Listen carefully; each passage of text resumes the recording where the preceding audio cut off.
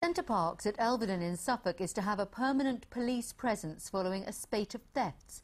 The resort's owners are so worried about the problem, they're also training members of staff as special constables.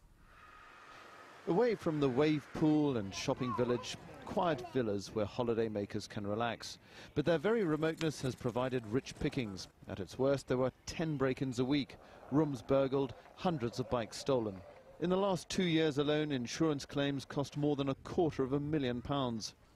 One solution, Suzanne Ashford, the community support officer from Suffolk Police, now has a new dedicated beat, all 400 acres of it. Such a big site, how do you patrol it? We tend to target our patrols because that's the only way you're going to be able to cover the site effectively.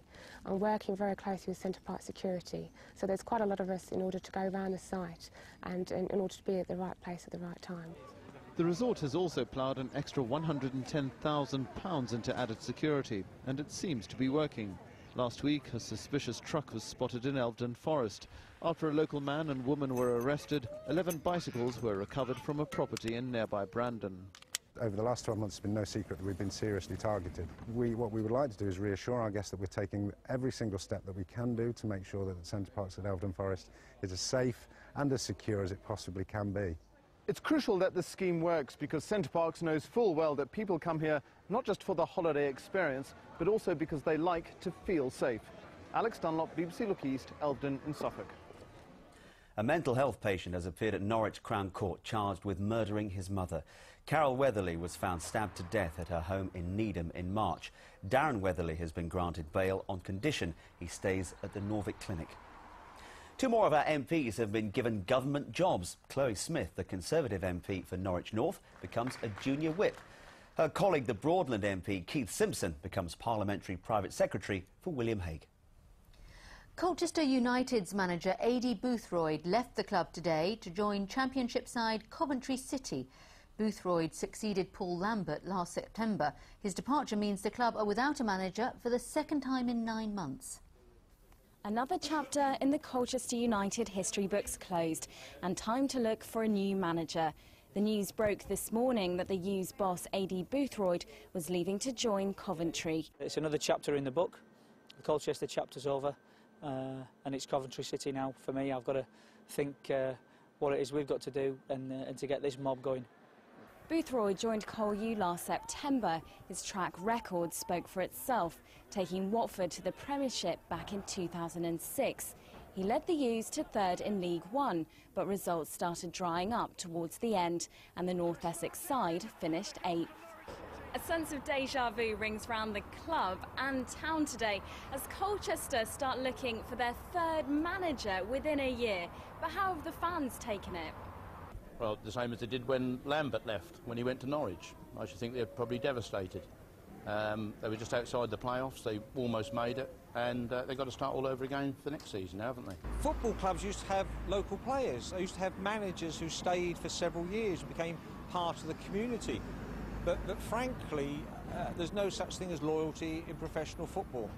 The club are under no illusions about their present position. I do accept that we are a feeder club, and I'm going to continue to look for ambitious people that come to this club.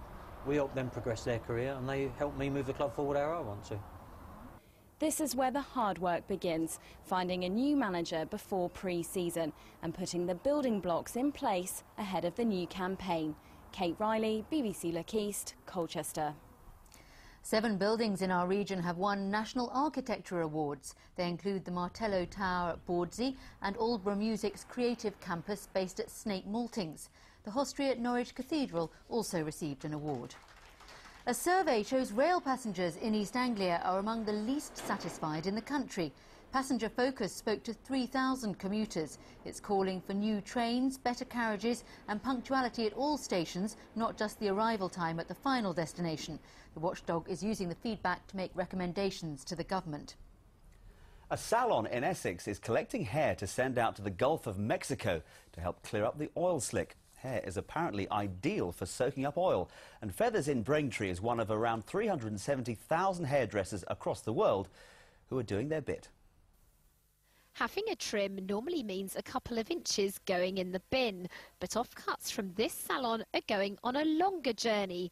All that old hair is great at soaking up oil. They put hair in nylon stockings and make booms from that, and then as the oil comes through the sea, it will hit the what they call like hairy sausages, if you like, and that will absorb all the oil. Around 5,000 barrels of oil a day have been escaping from the site of the explosion. Because each follicle of hair has a large surface area, oil sticks to it. Now thousands of kilograms of hair and fur a day are being sent out to the Gulf of Mexico. Hair is particularly good because it has a large capacity to soak up material, and it's good because it has natural oils of its own that help the oil to helps the oil to remove itself from the water and attach itself onto the hair. Back in the salon is waste not, want not. Every strand is being swept up and added to the cuttings box. I don't think anyone really would have thought of the idea. So yeah, I think whoever come up with the idea, I think it's absolutely brilliant. Anything to help the situation over there, definitely. So whilst customers might be tempted to have an extra inch or so off to help, it's hoped every strand of hair, no matter how short, will do a little bit to clean up the area. Felicity Simper, BBC Look East.